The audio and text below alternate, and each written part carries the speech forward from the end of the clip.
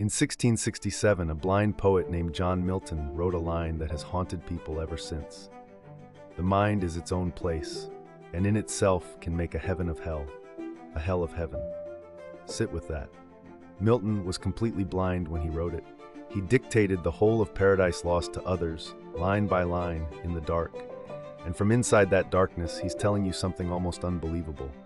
That the world outside you doesn't get to decide your life. The place you actually live is your own mind. Most of us don't believe that either. We think our circumstances run the show. Good day, good mood. Bad news, bad life. We treat our own head like a room we don't control, where the weather just happens to us. So let me tell you about someone who had every excuse to live in hell and built a heaven instead.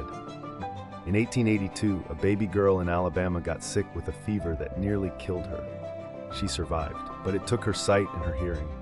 19 months old, and her world went silent and black at the same time. No light, no sound, no words. Her name was Helen Keller. For years she lived locked inside herself, furious, cut off, unable to tell anyone what she felt. Then a teacher named Anne Sullivan came and refused to give up on her.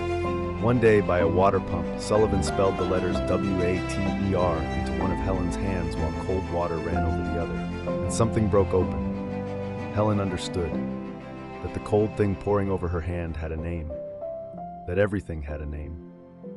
In that one moment, language flooded into a mind that had been sealed shut, and she never stopped after that.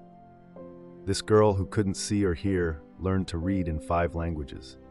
She went to Radcliffe College and graduated with honors in 1904, the first deaf and blind person ever to earn a college degree. She wrote books, she traveled the world. She built an enormous, rich inner life with almost none of the equipment the rest of us think we need. How? Because the mind is its own place.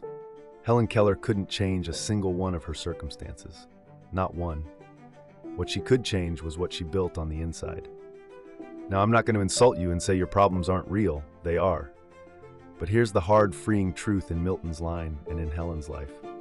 You almost never get to choose what happens to you. You always get to choose the place you live inside your own head. You can take the same hard day and make it a prison or a workshop. Same facts, different place.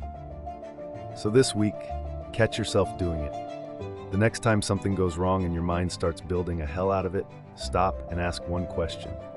Is there another way to see this? Not a fake, everything is fine way, a truer one. Because a girl in the dark, with no sight and no sound, found a way to build a heaven in there. You, with everything you've got, can learn to do the same. Subscribe and come visit us at achievementoring.com to see where this came from.